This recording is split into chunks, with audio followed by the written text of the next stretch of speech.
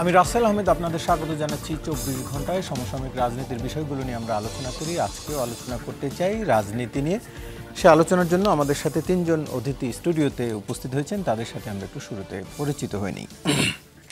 তার দিক থেকে শুরু করছি। জনাব ফয়জুল হাকিম, সম্পাদক, জাতীয় মুক্তি কাউন্সিল, আপনাকে আলোচনায় স্বাগত জানাচ্ছি। রয়েছেন এরপরে জনাব বিলকিস ইসলাম, সাবেক সংসদ সদস্য এবং সদস্য কেন্দ্রীয় নির্বাহী কমিটি বিএনপি, আপনাকেও আলোচনায় স্বাগত জানাচ্ছি। এবং রয়েছেন জনাব মীর আরশাদুল হক, কেন্দ্রীয় সদস্য, জাতীয় নাগরিক কমিটি, আপনাকেও আলোচনায় স্বাগত জানাচ্ছি। আমরা আলোচনা শুরু করতে চাই রাজনীতির নিয়েই। জনাব বিলকিস ইসলাম, একটু আপনাকে দিয়ে আলোচনা শুরু করছি। আজকে বিএনপি নেতা আব্দুল আউয়াল মিন্টু একটি অনুষ্ঠানে বলেছেন যে কিংস পার্টি গঠন করে নির্বাচন দেবেন, এই সব ষড়যন্ত্র মানুষ বোঝে। অর্থাৎ তিনি আসলে শিক্ষার্থীদের যে নতুন দল গঠন হতে যাচ্ছে নাগরিক কমিটির ব্যানার থেকে আসলে নতুন একটি নামে আসবে, তারা এমনটি ঘোষণা দিয়েছেন। আমার মধ্যে তাদেরকে ইঙ্গিত করে হয়তো কথাটি তিনি বলেছেন। একটু জানতে চাও যে আসলে বিএনপি কিভাবে গঠিত হয়েছিল। ধন্যবাদ রাসেল আপনাকে। প্রথমে আমি আজকে আর কিছুক্ষণ পরেই 12টার পরে আমরা 21শে ফেব্রুয়ারিতে পড়ব শহীদ দিবস। তো সেই 52 শহীদদের প্রতি শ্রদ্ধা জানিয়ে আমি বক্তব্য শুরু করছি। বিএনপি কিভাবে গঠিত হয়েছিল এটা বাংলাদেশ কেন সমগ্র পৃথিবীর মানুষ জানে।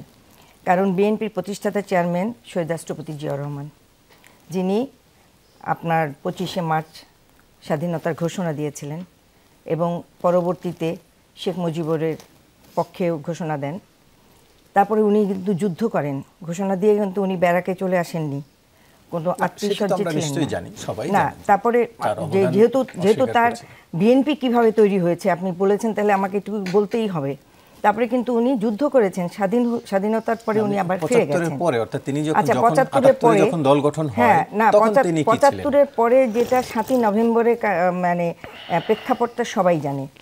তখন কিন্তু উনি বন্দী ছিলেন এবং তখন তাকে রাষ্ট্র ক্ষমতা অর্পণ করেছিল কারা? সিপাহী জনতা। তারপরে উনি যখন তখন তো উনি আর্মিতে ছিলেন, তাই না, আর্মি চিফ ছিলেন। তো ওনাকে যখন রাষ্ট্র ক্ষমতা সিপাহী জনতা তাকে অর্পণ করলো, উনি কিন্তু নেননি, নিজের থেকে নেননি।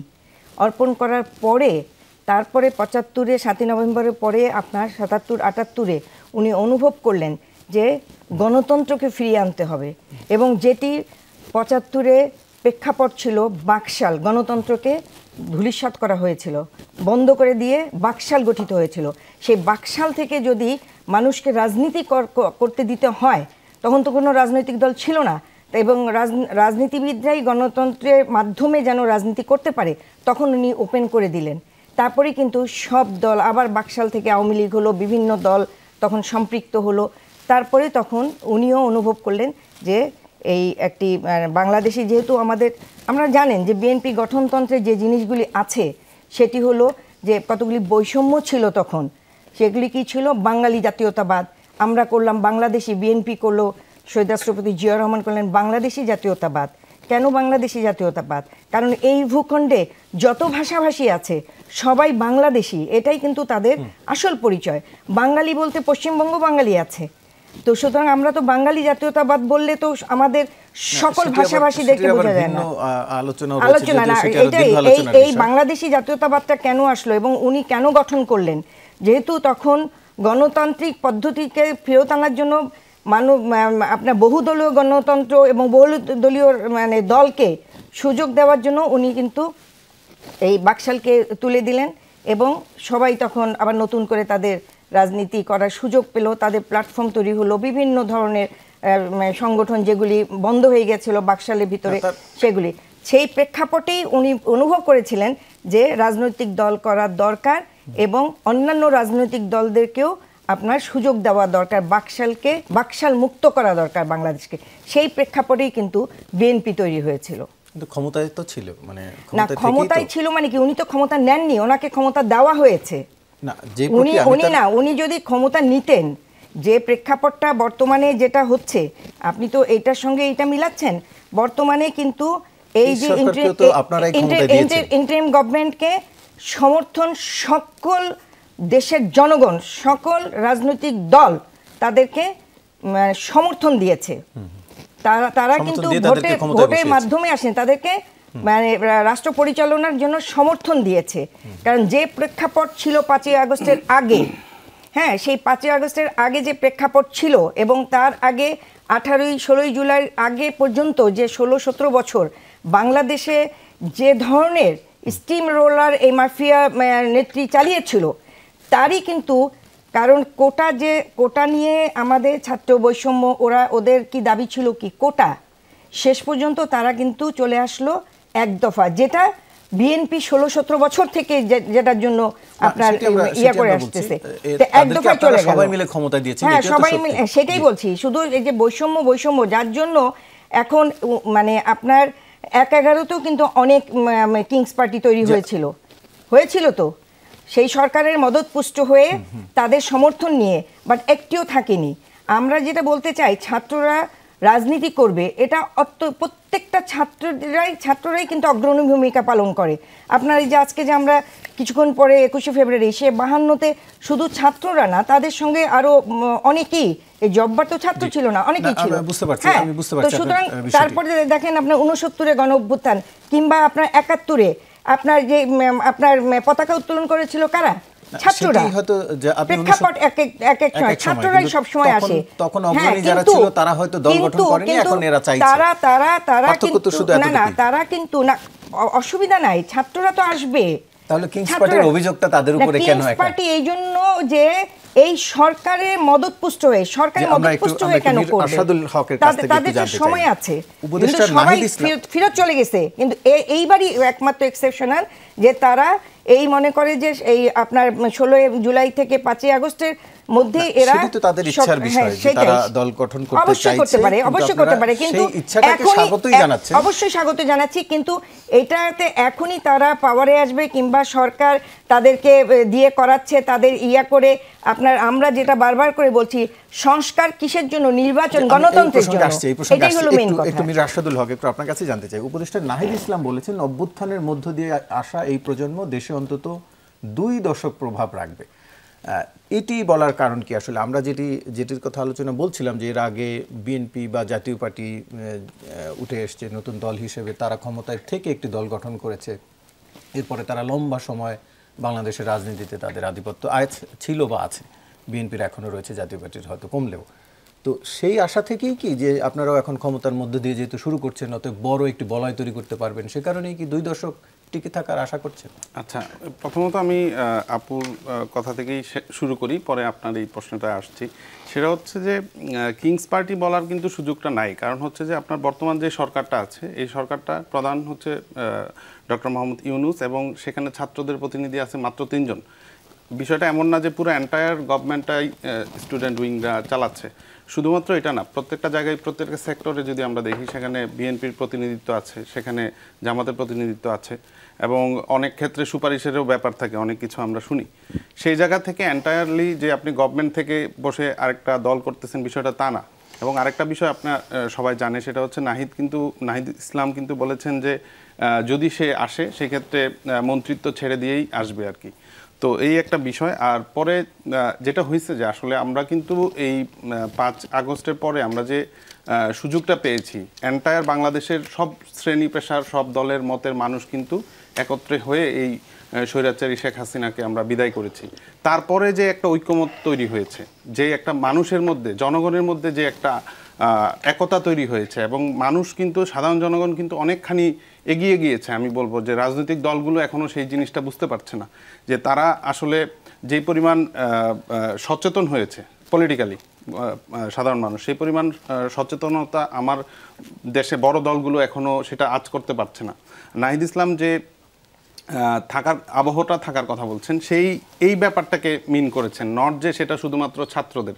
পুরো সাধারণ জনগণের মধ্যে যে একটা সচেতনতা তৈরি হয়েছে, যে একটা কোথাও কোনো একটা অন্যায় হলে কিন্তু জনগণ নিজের থেকে সেই জায়গাটায় প্রতিবাদ জানাচ্ছে, কোনো এক জায়গায় দুর্নীতি হচ্ছে সেখানে প্রতিবাদ জানাচ্ছে, মানুষের মধ্যে বিশেষ করে তরুণদের মধ্যে যে একটা পরিবর্তনের আবহাওয়া আমরা দেখতে পাচ্ছি, মানুষের মধ্যে বিশেষ করে তরুণদের মধ্যে যে একটা পরিবর্তনের আবহাওয়া আমরা দেখতে পাচ্ছি, এই পরিবর্তনের আবহাওয়াটা যদি আমরা ধরে রেখে সামনে দেশটাকে এগিয়ে নিয়ে না যাই এবং হচ্ছে আমাদের বাকি যে দলগুলো আছে তারা যদি এটাকে এপ্রিসিয়েট না করে, সাধারণ শিক্ষার্থীদের এই যে রাজনৈতিক দল করার কথা বলতেছে শিক্ষার্থীরা, নাগরিক কমিটি প্লাস বৈষম্য মিলে, এই নতুন দলকে যদি তারা স্পেস করে না দেয়, বাধার সৃষ্টি করে, আমার মনে হয় যে বাংলাদেশে আগামী 50 বছরেও এই সুযোগটা আর আসবে না, যেই সুযোগটা আমরা পেয়েছি।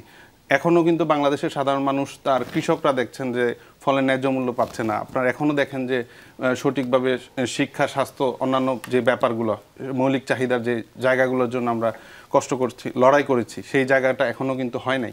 সুতরাং যখন শেখ হাসিনা সরকার, স্বৈরাচারী শেখ হাসিনা সরকার যখন এখান থেকে চলে গিয়েছে, এখানে একটা ভ্যাকুয়ামের সৃষ্টি হয়েছে। সেই ভ্যাকুয়ামটা কিন্তু অবশ্যই নতুন যারা, তরুণ যারা, তারাই পূরণ করবে।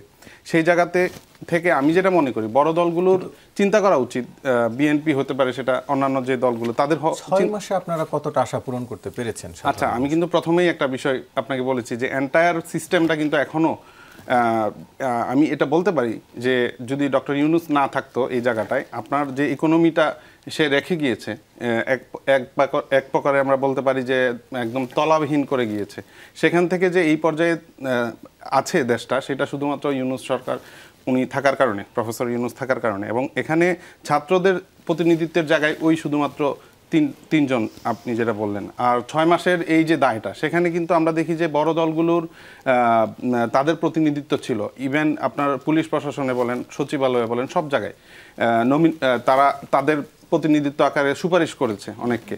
তো সেই জায়গাটায় এককভাবে আপনি স্টুডেন্টদেরকে দায়ী করলে সেই সুযোগটা কিন্তু আমরা দেখি না।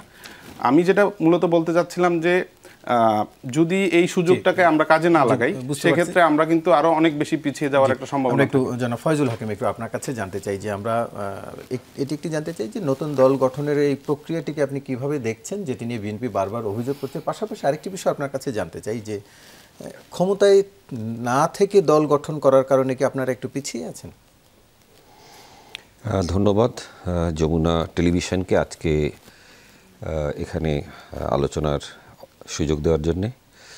প্রথমেই আমি ভাষা আন্দোলনের শহীদদের প্রতি গভীর শ্রদ্ধা জানিয়ে আমার বক্তব্য আমি শুরু করতে যাচ্ছি।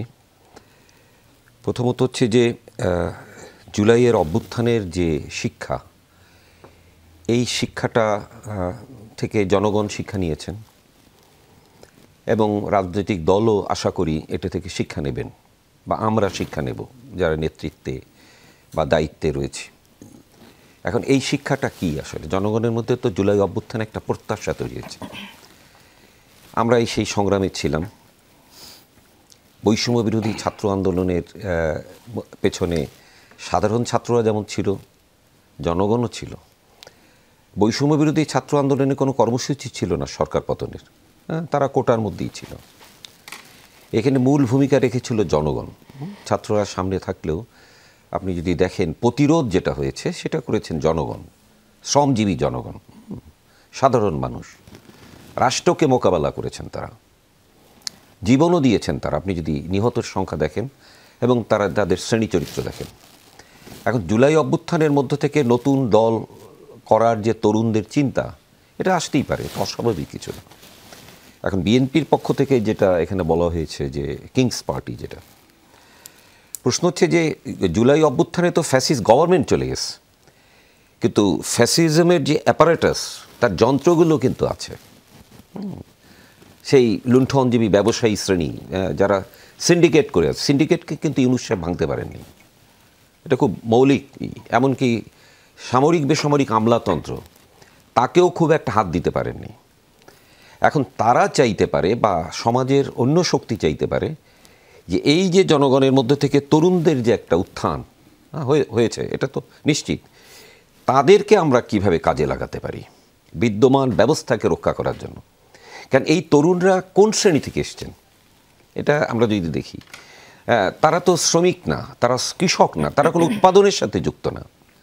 সুতরাং এই তরুণদের আজকে সমাজের দিকে যদি দেখেন, যেমন এখানে বলা হলো জনগণের যে সচেতনতা রয়েছে, সে জনগণ কিন্তু রাজনৈতিক দলকে দেখছে কি করছে, তরুণদের দিকেও দেখছে। আপনি জানেন হয়তো একটা সময় ছিল সমন্বয়কদের নিয়ে একটা গর্ব ছিল, এটা একটা পর্যায়ে এটা কিন্তু হাসাহাসির কথা হলো যে সমন্বয় হয়ে গেছে। এটা বুঝতে হবে যে পাবলিক কিন্তু, জনগণ কিন্তু আমাদের সবাইকেই তারা বিবেচনা করছে, দেখছে যেরা কী করে, এখানে কি হচ্ছে, এটা কি আসলে। ফলে আজকে আমি বলবো যে ফ্যাসিস্ট গভর্নমেন্ট উচ্ছেদ হয়ে গেলেও দিল্লিতে বসে বাংলাদেশের বিরুদ্ধে যে ষড়যন্ত্র করছে পতিত ফ্যাসিস্ট, সেই সময় আমাদের জনগণের যারা এই অভ্যুত্থানের মধ্যে ছিল, রাজনৈতিক সংগঠনগুলো, ছাত্ররা বা ছাত্র সংগঠনগুলো বা জনগণ যারা ছিল, তারা কিন্তু চায় না যে ফ্যাসিবাদ ফিরে আসুক। তারা চায় ফ্যাসিস্ট এবং তার দোসরদের বিচার হোক। এই বিচারটা নিশ্চিত করতে হবে, আহত কিংবা নিহতদের একটা ব্যবস্থা করতে হবে এখানে। এবং সেই কাজের গুরুত্বর জায়গায় যদি সেখানে দেখা যায় যে এখানে শিক্ষাঙ্গনে কে আধিপত্য বিস্তার করবে, এটা কিন্তু সাধারণ জনগণ, এমনকি সাধারণ ছাত্ররা, তারা এটা খুব বেশি দিন এটা পছন্দ করবে না। দেখছে তারা কিন্তু বিবেচনা করছে। কিন্তু আমরা মনে করি যে এই ঐক্যটা রাখা দরকার এবং নিজেদের মধ্যে যে বিরোধগুলো আছে চিন্তার ক্ষেত্রে, বা এখানে রাজনীতির মূল জিনিস তো ক্ষমতা। এখন এই যে ক্ষমতাটা, এটা তো অভ্যুত্থানের সৃষ্টি হয়েছে, কারণ এই সরকার কিন্তু কোনো বিপ্লবী সরকার না। রাজনীতির মূল জিনিস ক্ষমতাকে কেন বলছেন? আপনারা ক্ষমতায় না থাকলে কি রাজনীতি করছেন না? বা রাজনীতি রাজনীতির মূল জিনিস ক্ষমতা। এটা হচ্ছে যে আপনাকে রাষ্ট্র ক্ষমতা দখল করতে হবে। আপনি তো আঞ্জুমানে মফিদুল ইসলাম না, রামকৃষ্ণ মিশন না যে আমি সেবামূলক কাজ করছি। রাজনীতি মানেই হচ্ছে রাষ্ট্র ক্ষমতাকে দখল করে জনগণের অবস্থার পরিবর্তন করা। যদি জনগণের রাজনীতির কথা আমরা বলি, ক্ষমতা দখল করে, ক্ষমতা দখল নির্বাচনের মধ্যে হয়, কিন্তু এই সরকার তো নির্বাচনের মধ্যে দিয়ে আসে নাই। সুতরাং নির্বাচন ছাড়াও সরকার এখানে হতে পারে, অভ্যুত্থানের মধ্যে হতে পারে, বিপ্লবের মধ্যে দিয়ে হতে পারে। কিন্তু সেইটা বিপ্লব হয় তখন যখন এটা মৌলিক ব্যবস্থার পরিবর্তন ঘটে। এখানে তো কোনো মৌলিক ব্যবস্থার পরিবর্তন হয়নি। এখানে আমাদের শিক্ষকদের উপরে যখন পুলিশ নির্যাতন করে, আমরা যখন দেখি এই সরকারের আমলে, তখন তো এই প্রশ্নগুলো আসে, জনগণের মধ্যে আসে। তাহলে এই প্রশ্নগুলো যে রয়েছে আপনার ধরেন, সেই প্রশ্নগুলো মীমাংসা কীভাবে হবে? এই মীমাংসা যত দ্রুত একটা নির্বাচন হবে, কারণ এই সরকারটা কোনো রাজনৈতিক সরকার না। যেহেতু এই নতুন দল গঠনকে প্রধান উপদেষ্টাও স্বাগত জানিয়েছেন এবং তিনিও মনে করছেন যে এরকম একটি দল গঠন হতেই পারে, সেই অর্থে কি বলা যায় না যে সরকারের বিভিন্ন সুযোগ সুবিধাও তারা পেতে পারেন নতুন দলের ক্ষেত্রে? সেটি কতটা কাম্য? সেটা জনগণের দিক দিয়ে আমি বলবো যে জনগণ এটাকে ভালোভাবে নিচ্ছেন না। কোনটি? আমরা নতুন দল করা আপনি স্বাগত জানাচ্ছেন, কিন্তু রাষ্ট্র থেকে যদি কোনো বিশেষ দলকে বা বিশেষ নতুন কোনো দল গঠিত হচ্ছে তাকে সহায়তা করা হয়, সেটা সাধারণ জনগণ, রাজনৈতিক মহল, সচেতন মহল, তারা এটাকে কিন্তু গ্রহণ করবেন না। এটা নতুন বিরোধ তৈরি করবে। জি, আরেকটি বিষয় নিয়ে একটু কথা বলতে চাই। জুলাই আন্দোলনে সবাই আসলে অংশ নিয়েছে, এটি মীর আরশাদুল ইসলাম একটু আপনার কাছে জানতে চাইব যে আমরা দেখেছি গেল পরশুদিন ছাত্রদলের পক্ষ থেকে একটি নতুন প্রশ্ন তোলা হয়েছে যে রাজনৈতিক দলের সাথে প্রধান উপদেষ্টার যে বৈঠক ছিল সেখানে নাসিরউদ্দিন পাটোয়ারি, হাসনাত আবদুল্লাহ এবং সার্জিস আলম যোগ দিয়েছেন। তারা কোন কোটায় আসলে যোগ দিয়েছেন, যেহেতু এখন আপনাদের দল গঠন হয়নি? আবার এটিও তো সত্যি যে যখন বৈষম্য বিরোধী আন্দোলন ছিল সবাই আপনাদের সাথে ছিল, এখন সবাই যার যার নিজ নিজ অবস্থানে চলে গেছে। তাহলে এই তিন শিক্ষার্থী কোন কোটায় প্রধান উপদেষ্টার সাথে সেখানে গেলেন, সেটি নিয়ে একটু আলোচনা করব। তবে তার আগে একটি বিরতি নিয়ে আসতে চাই। দর্শক, ফিরছি ছোট্ট একটি বিরতির পর, সঙ্গেই থাকুন।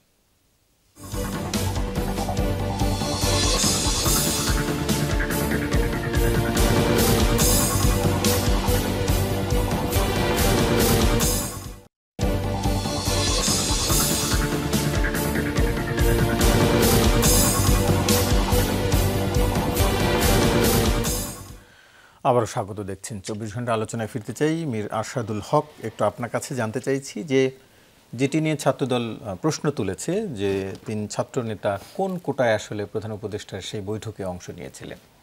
আচ্ছা, এখানে যেটা বলা যায় সেটা হচ্ছে যে দেখেন, আমাদের গণ অভ্যুত্থান হওয়ার কিন্তু ঠিক মাত্র 6 মাস হলো এবং প্রতিটা বিষয় কিন্তু কানেক্টেড।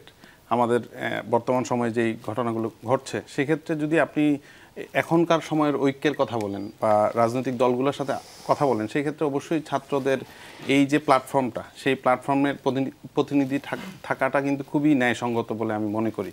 সেই জায়গা থেকে তারা থাকতে পারেন। তবে আমি মানে আরও বেশি সংখ্যক প্রতিনিধি বা আরও বেশি সংখ্যক জায়গার প্রতিনিধির সাথে আলোচনা করা যেতে পারে। একই সাথে রাজনৈতিক কাউন্সিলের যে বিষয়টা, সেটাও ভাবা যেতে পারে। তো যদি আপনি এখানে দেখেন রাজনৈতিক দলের ঐক্য ছিল আবার হ্যাঁ, আপনি এটার অ্যান্সার কিন্তু ফয়জুল হাকিম ভাই উনি একবার বলেছেন যে যেই প্রক্রিয়া এই সরকারটা গঠিত হয়েছে, সেইখানে কিন্তু সরাসরি আমরা নির্বাচন বা কোনো একটি সাধারণ প্রক্রিয়া কিন্তু সেটি হয়নি। তো সেই সরকার এবং বর্তমান পরিস্থিতি, আপনি গত 6 মাস আগে কী ছিল, 7 মাস আগে কী ছিল, সেই জায়গা থেকে এখনকার যে পরিস্থিতি সেটা আপনাকে বিবেচনা করতে হবে। তো আপনার শুধুমাত্র যদি এখানে রাজনৈতিক দলগুলোর কথা বলেন, সেই ক্ষেত্রে কিন্তু এই পুরো যে সেক্টর এবং শিক্ষার্থীদের যে একটা অংশ, তরুণদের যে একটা অংশ, সেই অংশটার যে চাওয়া পাওয়া বা সেই অংশটা কিভাবে ভাবছে, সেই প্রতিনিধিত্বটা বা সেই ভয়েসটা কিন্তু ওখানে আসবে না। সেই জায়গা থেকে তারা ওখানে ছিলেন বলে আমি মনে করি। একটু জানতে চাই আমাদের বিলকিস ইসলাম, একটু আপনার কাছ থেকে কয়েকটি তথ্য দিয়ে আমি একটু প্রশ্নটা আসতে চাই। যশোরে মালিককে পিটিয়ে বাড়ি দখলের অভিযোগ বিএনপি নেতার বিরুদ্ধে, এটি আজকের সংবাদ। বাউফলে ট্রাক স্ট্যান্ড দখল নিয়ে বিএনপির দুই পক্ষের দফায় দফায় সংঘর্ষ, আহত 20। বিএনপির সাইনবোর্ডে চাঁদা নিয়ন্ত্রণ ও দখলের অভিযোগ সাভার মানিকগঞ্জে, এটি বিবিসি সংবাদ। এরপর প্রশ্নটা আসছি, সেটি হচ্ছে বিএনপি মহাসচিব মির্জা ফখরুল ইসলাম আলমগীর আজকে বলেছেন সংস্কার করে দেশে আর অরাজকতার চেষ্টা করবেন না সর, এটি তার মন্তব্য। একটু আপনার কাছে জানতে চাই যে সরকার অরাজকতা করছে নাকি রাজনৈতিক দল বা বিএনপির বিরুদ্ধে অভিযোগগুলো আসছে বিভিন্ন জায়গা থেকে? আচ্ছা, আমি দু একটি কথা আরশাদের কথার একটু উত্তর দিতে চাই। সেটি হলো যে এই যে ঐক্য মানে জুলাই আগস্টে যে ইয়েটা হলো শেষ পর্যন্ত, 5ই আগস্টের আগ মুহূর্তে যে সকল জনতা, ছাত্র জনতা ঐক্য হয়ে যে এই অভ্যুত্থানটা হলো, সে অভ্যুত্থানে কি এই যে এত লোক টোকাই থেকে শুরু করে রিক্সাওয়ালা, ভ্যানওয়ালা সকলে নেমে আসছিল কি একটি রাজনৈতিক দল তারা উপহার দেবে এটার জন্য না। তারা এসেছিল যে ফ্যাসিস্ট হাসিনা সরকারের তারা পতন চায়, 1 নাম্বার। 2 নাম্বার হলো তারা দ্রব্যমূল্যের নিয়ন্ত্রণ চায়, খেতে চায়, আইনশৃঙ্খলা পরিস্থিতির উন্নতি চায়। যে সকল জায়গায়, এইসব জায়গায় 6 মাসে তারা কি দিতে পেরেছে? 1 নাম্বার।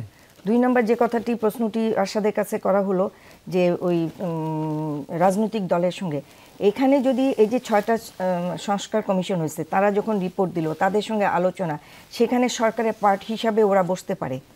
বাট আপনার কোশ্চেনটা ও উত্তর ঠিক মতো মানে দিতে পারলো না, কারণ ওখানে রাজনৈতিক দল প্রত্যেকটা ছোট বড় যাই হোক না কেন, একক মানে একটা সদস্য নিয়েও যদি কোনো রাজনৈতিক দল সেটা যদি থাকে, সেও ওখানে যাওয়ার এখতিয়ার আছে।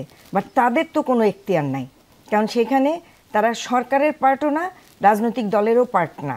তো এই জন্যই কিংস পার্টির কথাটা আসতেছে যে সরকার তাদেরকে মদত দিয়ে একটা কিংস পার্টি, তারা রাজনৈতিক দল গঠন করবে, এটাতে কাউরই কোনো আপত্তি থাকার কথা না। কোনো রাজনৈতিক দল, বিএনপির তো কোনোই প্রশ্ন ওঠে না। কিন্তু যে উদ্দেশ্য যদি হয় অন্য, যে আপনার তারা সরকার থেকে নেমে আসবে, নেমে এসে শুধু তাই না, এই যে সার্জিস আলমরা কিংবা না নেতৃত্বে ঠিক আছে, সবাই ছিল, সবাই আছে, এখনো থাকবে, কিন্তু তাদের একটি ভয়েস থাকা উচিত। অবশ্যই ভয়েস থাকবে, কিন্তু ওখানে কেন ভয়েস থাকবে? কোথায়?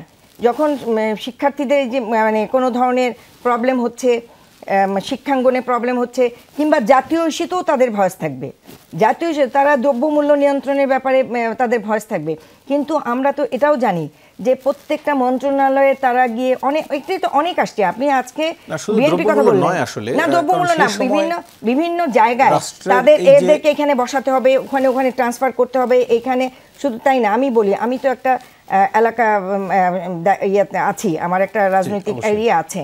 তো আমার উপজেলায়, আমি নাম বলতে চাই না, ওইখানকার যে একজন মহিলা আছে ইউনো, উনি একসময় দুঃখ করে বলতেছিল যে এখানে মানে অফিস করা ট্রান্সফার নিয়ে চলে যেতে হবে। কেন? বৈষম্য বিরোধী এরা প্রতিদিন গিয়ে ওখানে বসে থাকে, একদম 6 জন 7 জন, আর এত সমন্বয়ক তাদের, এই সমন্বয়কদের কাজ কি? এই যে জুলাই অভ্যুত্থানে যে এত নিহত আহত, সেখানে তো আমাদেরও তো 550 ছাত্রদলের ছেলেপেলেরা নিহত হয়েছে, প্রত্যেকটা সংগঠনেরই অনেক ছাত্র ছাড়াও তো নিহত হয়েছে। বাট ক্রেডিটটা শুধুমাত্র তারা বৈষম্য বিরোধী, এই যে এইখানেই তো তারা বৈষম্যহীনতার সৃষ্টি করছে। এটা গেল 1 নাম্বার। আর আপনার প্রশ্ন ছিল যে আজকে যশোরে কিংবা ইয়াতে এগুলি মির্জা ফখরুল ইসলাম আলমগীর বলেছেন যে সংস্কার করে আর অরাজকতা করার চেষ্টা করবে না। আমি জানতে চাচ্ছি যে সরকার আসলে কোথায় অরাজকতা করছে? সরকার অরাজকতা করছে বলতে সেটা হলো যে সরকার এ পর্যন্ত আমরা বারবার করে সকল রাজনৈতিক সংগঠন 2-1টা তার মদতপুষ্ট, যেমন জামাতের কথা তো আসতেই পারে, তারা একবার বলে আমরা নির্বাচন চাই, একবার বলে সকল সংস্কার তো এই গভর্নমেন্টের এখতিয়ারের মধ্যে নাই। কারণ আমরা যে গণতন্ত্রের জন্য ফাইট করেছি এত বছর, এবং শেষ পর্যন্ত ফ্যাসিস্ট হাসিনাকেও কিন্তু বিতাড়িত করতে হয়েছে যে আমরা কথা বলতে পারছি না, আমাদেরকে বিভিন্নভাবে এই কোটা যারা বৈষম্য তারা যে আন্দোলন করলো, সেটা কোটা থেকে সরে এসে তখন এক দফায় চলে আসলো। কেন চলে আসলো?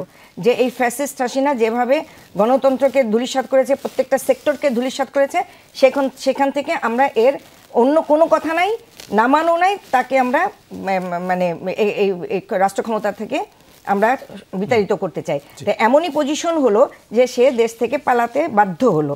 এ পর্যন্ত কিন্তু অনেক সরকারি এসেছে, অনেক সরকারি চলে গেছে, আন্দোলনের মাধ্যমেও চলে গেছে, কেউ নিহত হয়ে চলে গেছে, সেখানে শেখ মুজিবুর গেছে, আমার নেতা এখতিয়ারের কথা বলেন, তাহলে তো এই সরকারের আসলে কোনো কিছু করার এখতিয়ার নেই। সাংবিধানিক এখতিয়ারের কথা, সাংবিধানিক এখতিয়ার বলতে এই জনগণ তখন ওই ক্রাইসিস মুহূর্তে তাদেরকে প্রত্যেকটা রাজনৈতিক দল, প্রত্যেকটা নন রাজনৈতিক পার্টি, এখতিয়ার বলতে না, তারা যে সংস্কারগুলি করবে, তারা এখন মনে করেন যে এই কি বলে আপনার পলিথিন নিয়ে আপনাদের যে বন মন্ত্রণালয় যেটা করছে এগুলি প্রায়োরিটি বেশি, নাকি আপনার নির্বাচনটাকে দিয়ে একটি গণতান্ত্রিক সরকারের হাতে মানুষ যাদেরকে ভোট দিবে, আমরা কিন্তু কখনোই বলি না নির্বাচনটাই না, তার জন্য অনেকগুলি আপনার ইয়েকে আপনার সংস্কার করতে হবে। শুধু নির্বাচন কমিশন তো না, নির্বাচন করার জন্য শুধু নির্বাচন কমিশনের আপনার ওই ভোটার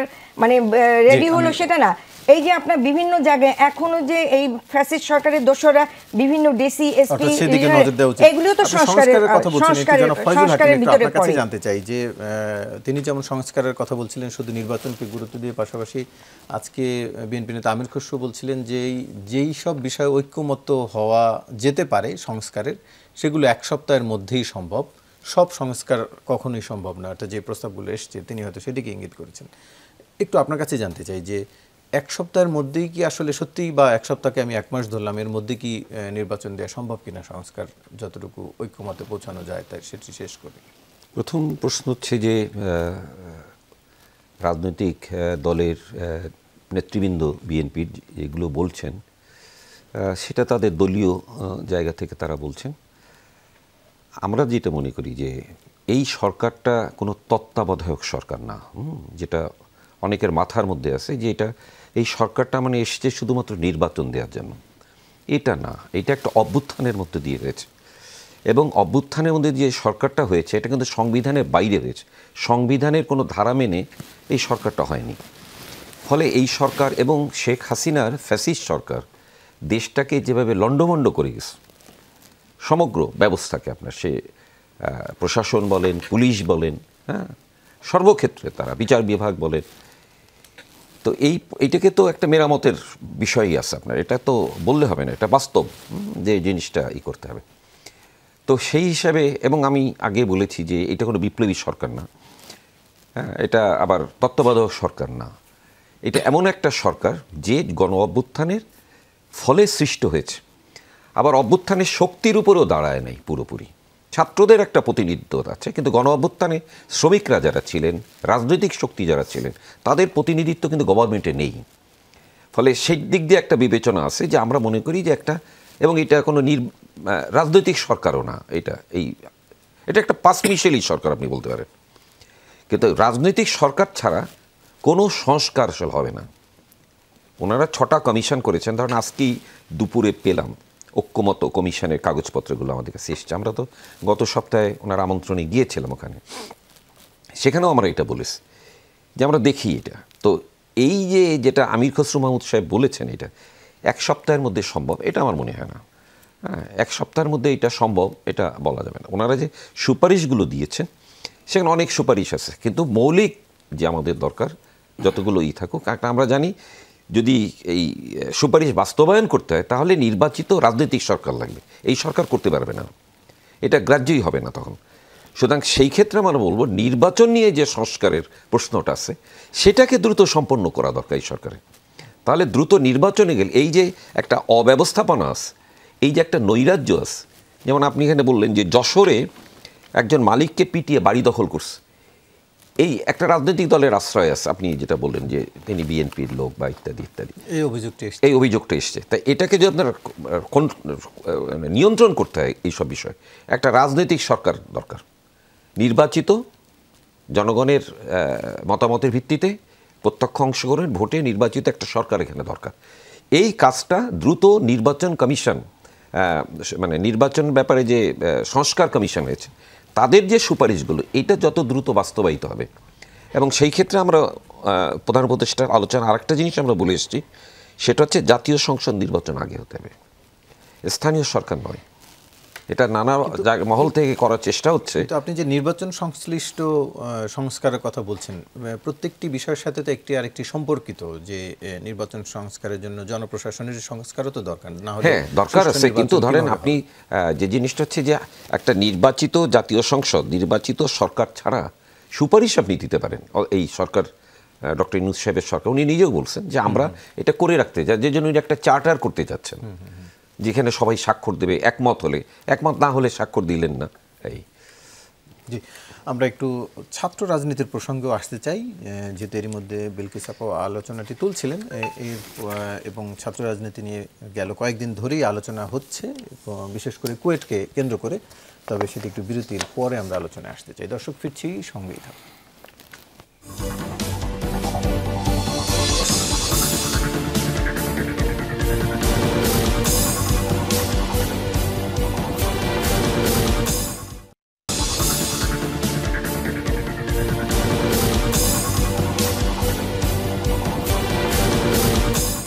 আবারও স্বাগত, দেখছেন 24 ঘন্টা। বলছিলাম ছাত্র রাজনীতির প্রসঙ্গে আসতে চাই। মীর আরশাদুল হক, একটু আপনার কাছে জানতে চাই, আমরা দেখলাম যে কুয়েটে ছাত্র রাজনীতি বন্ধের দাবি হয়েছে, এখন সিদ্ধান্ত হয়েছে একাডেমিক কাউন্সিলের সিদ্ধান্ত। একটু জানতে চাচ্ছি যে সেখানে বৈষম্য বিরোধী ছাত্র আন্দোলনেরও একটি কমিটি আছে যতদূর আমরা জানি, তো এখন কি বৈষম্য বিরোধী ছাত্র আন্দোলনের কমিটি বিলুপ্ত হবে নাকি, যেহেতু তাদের ব্যানার থেকে একটি রাজনৈতিক দল আসছে সামনেই? দেখুন, আমি এই জায়গাটায় যেটা বলতে চাই যে আমরা কোনো ক্যাম্পাসে, বাংলাদেশের কোনো ক্যাম্পাসে রাজনীতি করা যাবে না এই স্ট্যান্ডে আমরা থাকতে চাই না। বাংলাদেশের প্রত্যেকটি জায়গায় মানুষের রাজনীতি করার অধিকারটা, বিরোধটা তো সেদিনই শুরু হয়েছিল। হ্যাঁ, বিরোধটা যেদিন শুরু হয়েছিল বলতে ওখানে আসলে ঘটনাটা কি হয়েছিল সেটা আরেকটু তদন্তের দাবি রাখে। সেটা হচ্ছে যে ওখানকার যে ছাত্র শিবির, সেই ছাত্র শিবিরের সাথেই কিন্তু মূলত ঘটনাটা হয়েছে। পরবর্তীতে ছাত্র দলের লোকজন সেখানে গিয়ে তাদেরকে আঘাত করেছে বলে আমরা জানতে পেরেছি। এখানে বৈষম্য বিরোধীর কোনো প্ল্যাটফর্মের সাথে কানেকশন আছে এরকম আমরা জানিনি। তো আপা এখানে মাঝখানে একটা জিনিস বলেছিলেন যে ইউনোর কাছে উনি জানতে পেরেছেন যে বৈষম্যের ছেলেপেলেরা গিয়ে বসে থাকে। দেখুন, বাংলাদেশে এখন কোন জায়গায় কোথায় কারা চাঁদাবাজি করছে বা এই বিষয়টা আমরা কিন্তু সবাই জানি, যে বিএনপির লোকজন কিন্তু মোটামুটি সবগুলো জায়গায় তাদের আয়ত্তে নিয়ে এসেছে। তো কিছু কিছু জায়গায় পরিবর্তনও আসছে, তারা চেষ্টা করছে যে কিছু জায়গায় বহিষ্কারও করছে, কিন্তু আলটিমেটলি যেটা হয় যে মির্জা ফখরুল সাহেব বা বিএনপির টপ লেভেল থেকে যে নির্দেশনা দিচ্ছে আপনার গ্রাম পর্যায়ে বা স্থানীয় পর্যায়ে সেটা কিন্তু মানছে না। সেই ঘটনাটাই কিন্তু আমরা কুয়েটে দেখেছি। কুয়েটে ওখানে ছাত্রদলের যে ছেলেপেলেরা তারা এখানে রাজনীতি করার জন্য ইচ্ছা প্রকাশ করে, সেখানে কিন্তু মূলত ক্ল্যাশটা লেগেছিল যে ছাত্র শিবিরের সাথে। সেখানে কিন্তু বৈষম্যের সবাই তো সেখানে অংশগ্রহণ করেছে, সেই ক্ল্যাশের পরে তো বৈষম্য অংশ নিয়েছে, বৈষম্য বিরোধীর ব্যানারে। বৈষম্য বিরোধীর ছেলেপেলেরা যে অবস্থানটা নিয়েছে সেখানের সাথে ওই ক্ল্যাশের কিন্তু সরাসরি কোনো সম্পর্ক আমরা পাইনি এখন পর্যন্ত। যেমন ধরেন আমাদের ঢাকায় যদি দেখি, আমাদের ঢাকা বিশ্ববিদ্যালয়ে তারা কিন্তু এই ঘটনার প্রতিবাদে আজকে একটা প্রোগ্রামও থ্রো করেছে, আমরা যেটা জানি আর কি, বৈষম্যের ব্যানার থেকেই। যদি তারা একসাথে থাকতো সেই ক্ষেত্রে কিন্তু এই ঘটনাটা আমরা দেখতাম না। তারপরে আমি বলবো যে এই ঘটনাটা একটু তদন্তের দাবি রাখে অবশ্যই। বৈষম্য প্রোগ্রাম তো আমরা দেখেছি যে হামলার বিরুদ্ধে তারা বৈষম্য বিরোধী ছাত্র আন্দোলন কর্মসূচি দিয়েছে, কিন্তু ছাত্র রাজনীতি বন্ধের যে দাবি তার বিরুদ্ধে বৈষম্য বিরোধী কোনো কথা বলেছে কি? আপনার ছাত্র রাজনীতি বন্ধ করার যে দাবিটা সেটা কিন্তু বৈষম্যরা করে নাই। তখন ওই ক্যাম্পাসে কিন্তু আগে থেকেই এইরকম একটা সিদ্ধান্ত, বাংলাদেশের অনেকগুলো ক্যাম্পাসে এই ধরনের একটা সিদ্ধান্ত আছে, কিন্তু আলটিমেটলি আমরা আমাদের জায়গা থেকে যেটা বলতে চাই যে ছাত্র রাজনীতি থাকবে অবশ্যই, কিন্তু লেজুর ভিত্তিক যে ছাত্র রাজনীতি সেটা থাকবে না। যেমন ধরেন যে আমরা যদি আমাদের ক্যাম্পাসগুলোতে দেখি যে সেখানে দুইটা ছাত্র সংগঠন মূলত এখনকার সময়ে, যেহেতু এখন বর্তমানে ছাত্রলীগ যে কুখ্যাত ছাত্রলীগ তারা নিষিদ্ধ, সেক্ষেত্রে ছাত্রলীগ কিন্তু বর্তমানে নেই। বর্তমানে বাংলাদেশের প্রত্যেকটা ক্যাম্পাসে আপনি যদি দেখেন মূলত সমস্যা যেটা হয় যে ছাত্র শিবিরের যে গুপ্ত রাজনীতি সেটার একটা সমস্যা তৈরি হয়। পাশাপাশি ছাত্র দলের যে পুরনো কাঠামো, যে ভাইদের সাথে যে একটা পুরনো কাঠামোর যে রাজনীতিটা, সেটা কিন্তু একটা সমস্যা হচ্ছে। তারা চেষ্টা করছে সেখান থেকে বের হয়ে আসতে, কিন্তু আলটিমেটলি আমরা এখন পর্যন্ত সেটার কোনো সুবাতাস আমরা দেখিনি। পাশাপাশি আমাদের যে ছাত্ররা তারা যখন নতুন করে আসছেন, এখন পর্যন্ত তাদের দিক থেকে কিন্তু কোনো জায়গায় কোনো সমস্যা হয়েছে বা কেউ আঘাতপ্রাপ্ত হয়েছে এরকম কিন্তু আমরা দেখিনি।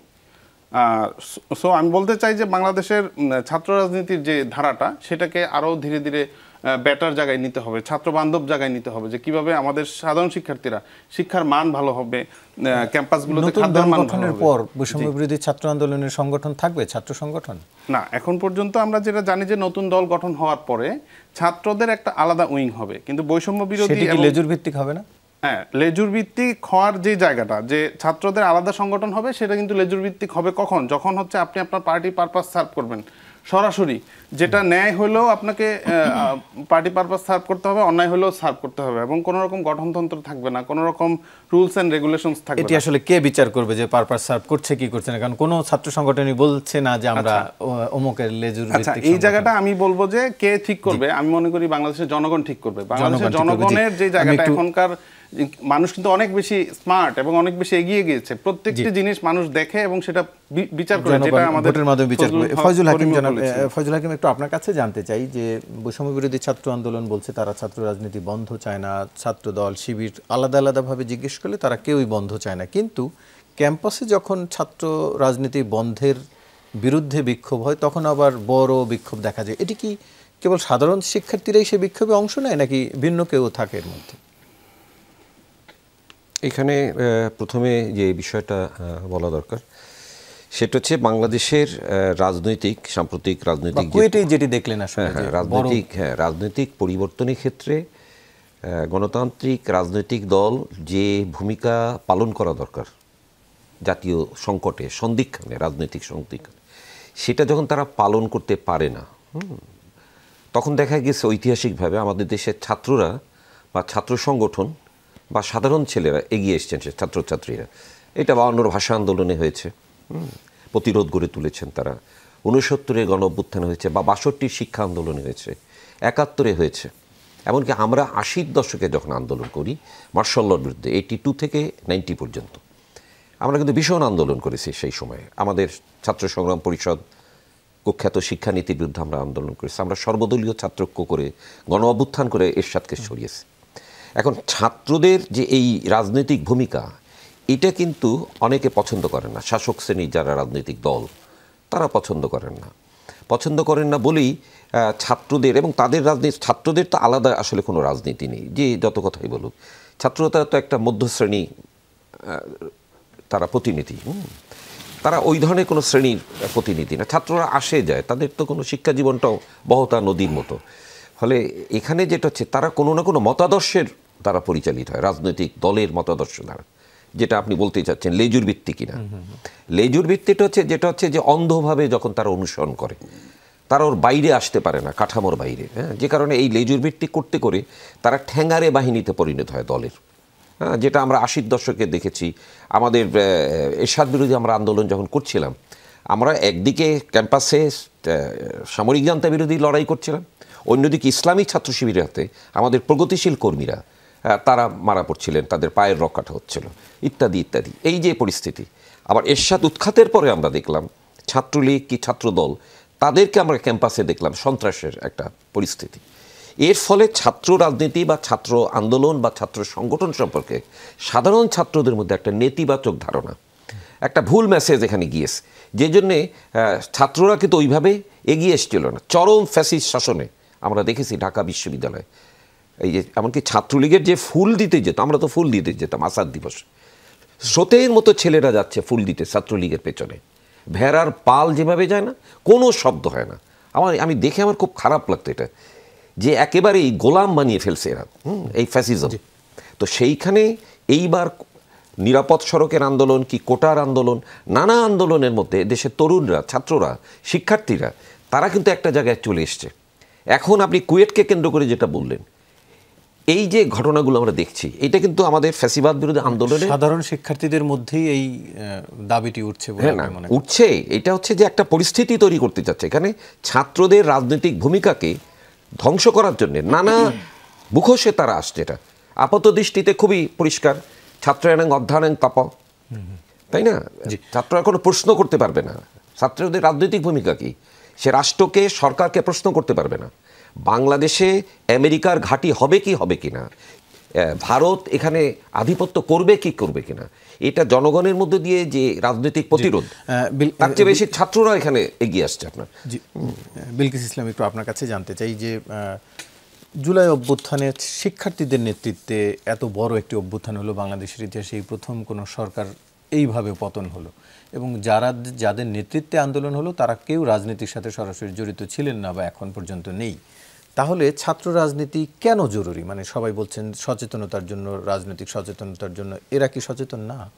আচ্ছা, আমি একটি এর আগে যে আরশাদকে প্রশ্নটা করা হলো, তারপরে ভাইকে ফজল ভাইকে করা হলো, সেটা একটা উত্তর দিতে চাই। সেটি হলো যে আরশাদ যেটা বলল যে কুয়েটে যেটা হয়েছে সেটা বৈষম্য বিরোধী ছাত্ররা সেখানে সম্পৃক্ত না, কিন্তু এটার পরে হাসনাতের যে গর্জন সেটা তো আমরা সবাই দেখেছি, বলেছে না যে ছাত্র দলকে ছাত্রলীগের মতো মানে পরিস্থিতি হবে, তার চেয়েও কঠিন পরিস্থিতি হবে।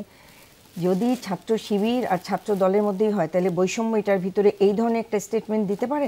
হাসনাত আবদুল্লাহ তো এদের সমন্বয়ক, ঠিক আছে? আচ্ছা, এখন এই যে কথাগুলি উঠতেছে সেগুলি হলো যে আপনার ছাত্রদের রাজনীতি করার অবশ্যই এখতিয়ার আছে, তারা তাদের শিক্ষা প্রতিষ্ঠান কেন্দ্রিক রাজনীতি করবে। কিন্তু এই যে লেজুর ভিত্তিক কথাটা আসতেছে, এটা কেন আসতেছে? আমরা দেখেছি ছাত্রলীগের ফরিদপুরে সেই সম্রাটের 2000 কোটি টাকা চলে গেছে। ছাত্র রাজনীতি করে তারা ওই মানে দলের যে সুবিধাগুলি নিচ্ছে, তখন তারা কিন্তু ছাত্র রাজনীতি যেটা যাদের কি ক্যাম্পাসে ছাত্রদের কি প্রবলেম, তারপরে হলে আসল ছাত্ররা থাকতে পারছে কি পারছে না, সেসবের দিকে তাদের তারা তখন তাদের এই যে বহিরাগতদেরকে তুলছে, তাদের পেশি শক্তি বাড়াচ্ছে, তারা মানে সরকারে থাকলে পরে সরকারের তাদের দলের নেতৃত্বে তারা হাজার হাজার কোটি টাকা, এবং তারই কিন্তু বিভিন্ন না কিন্তু আছে। আমি সেটা বললাম, ছাত্র রাজনীতি বন্ধের কথাটা কখন আসলো? যখন বুয়েটে আবরারকে এইভাবে হত্যা করা হলো, তারপরে তো বুয়েটকে ছাত্র রাজনীতি মুক্ত করার জন্য দাবিটা উঠলো। কিন্তু ছাত্ররা যদি রাজনীতি না করে তাহলে শিক্ষা প্রতিষ্ঠানে এই যে ছাত্রদের সনি হত্যার বিষয়ও তো আছে, সেই সনি হত্যা সেটা একটা ক্রসফায়ার ছিল, আর আবরারকে তো কিভাবে মারা হয়েছে সেই ক্রসফায়ার তো আসলে না, ওকে করা হয় নাই, ইন্টারনালি হোক যেই হোক, সনিকে উদ্দেশ্য করে করা হয় নাই। সনি তখন আমার মেয়েও বুয়েটে ছিল, বুয়েটে সে পড়তো আমার মেয়ে তখন। সনি তো আপনার সনিকে উদ্দেশ্য করে মারা হয়নি, দুই পক্ষের ইয়েতে সে ওখানে ক্রসে মারা গেছে, কিন্তু আবরারকে তো একদম করে মারা হয়েছে। আরেকটি কথা বলতে চাই, সেটি হলো যে এই যে মানে ছাত্র রাজনীতি বন্ধের কথা, এখনো এই যে আমাদের যে সমন্বয়করা তারা বিভিন্ন জায়গায় গেলে তারা তো এখন সরকারেও নেয়, হাসনাত আবদুল্লাহ কিংবা সাজিস, তারা যে প্রোটোকল পায়, কি হিসাবে প্রোটোকল পায়?